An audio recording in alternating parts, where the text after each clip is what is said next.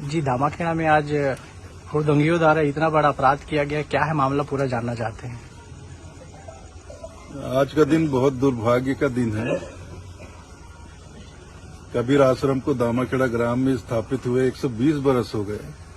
120 वर्षों में कभी ऐसा नहीं हुआ जो आज हुआ।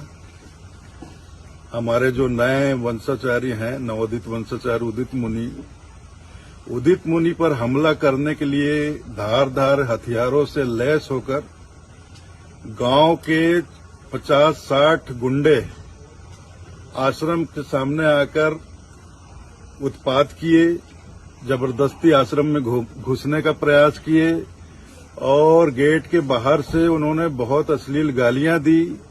उनकी नीयत बहुत ही ज्यादा खराब थी। वो सीधे बोल रहे थे कि हमको उदित मुनि को मारना है।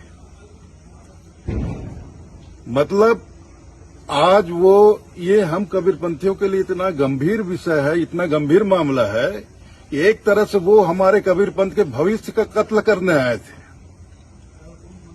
फिर कुछ लोगों को पकड़ा गया और लोग इकट्ठे हुए, गांव के लोग इकट्ठे हुए, आश्रम के लोग इकट्ठे हुए। फिर भानु प्रताप गोस्वामी आए तो फिर वो लोग धीरे से खिसकने लगे। इतने में मुझे खबर लगी, मैं अंदर से बाहर आया। फिर मेरे आने पर वो लोग भागने लगे तो फिर दौड़कर कुछ लोगों को पकड़ा गया।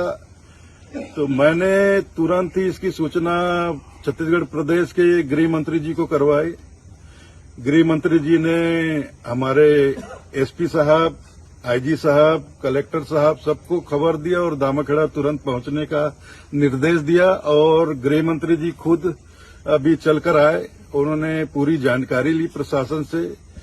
यहां पुलिस बल आते ही कुछ लोगों को गिरफ्तार भी किया गया है और संस्था, हमारे आश्रम की संस्था प्रतिनिधि सभा की तरफ से हमारे सिमगा थाने में एफआईआर दर्ज करवा दिया गया है। कितने की संख्या में हुड़दंगी लोग यहाँ पहुंचे हुए? हुड़दंगी लोग करीब 60 से 70 लोग रहे होंगे और हथियार से लैस थे। ये बहुत ही मतलब पहली बार ऐसा दामाखेड़ा में देखा जा रहा है।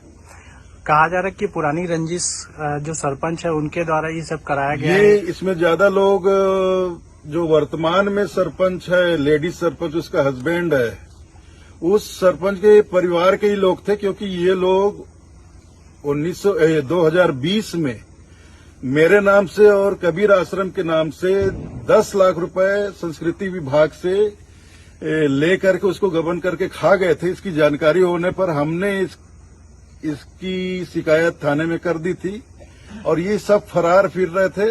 अब ये सब जमानत पे हैं, इसलिए उनकी चीड़ मेरे से भी थी। और ये उदित मुनि जो हैं, ये अभी बिल्कुल 16 बरस के हैं, अपने दोस्तों के साथ, बच्चों के साथ आश्रम क्षेत्र में घूमते फिरते रहते हैं। तो यहाँ जो बिगड़े हुए लड़के हैं, वो उत्पाती टाइप के, गुंडे तरह के, बिल्कुल गुंडे ही हो गए हैं, क्रिमिनल टाइप के हो गए हैं। ये प्रतिदिन नशा करते हैं, कई तरह का नशा करते हैं। यहाँ ड्रग्स भी लोग, बच्चे खा पी रहे हैं और यहाँ प्रतिबंध है नॉन वेज का। तो ये पड़ोसी गांव से नॉन वेज ले आते हैं, दारू ले आते हैं और हमारे आश्रम क्षेत्र में बैठकर खाते पीते हैं, दारू की बोतलें फोड़ते हैं, नॉन वेज फेंक देते हैं। और आश्रम में रहने वाले साधु संत उनको रोकते टोकते तो गाली गलौज करते हैं। उदित मुनि ने भी उनको 3-4 बार रोका टोका, एक बार वीडियो भी बनावा है। तो इसके लिए वो उदित मुनि से चिढ़ गए और आज इसीलिए वो लोग उदित मुनि को मारने के लिए 60-70 लोगों का दल बना के हथियार से लैस होकर आज उन्होंने कबीर आश्रम दामाखेड़ा के ऊपर हमला किया। बलपूर्वक आश्रम के अंदर घुसने का प्रयास किया। गेट लोगों ने बंद कर दिया तो 4 दीवारी फांद कर अंदर घुसने का प्रयास किया, लेकिन सफल नहीं हुए। तो बाहर से ही ऐसे हथियार लहराते हुए, धारदार हथियार को लहराते हुए इन्होंने, उदित मुनि अंदर थे, हमारा पूरा परिवार था, साधु संत थे, मतलब धमकी दे रहे उदित मुनि को बाहर भेजो, हमको इससे हिसाब बराबर करना है।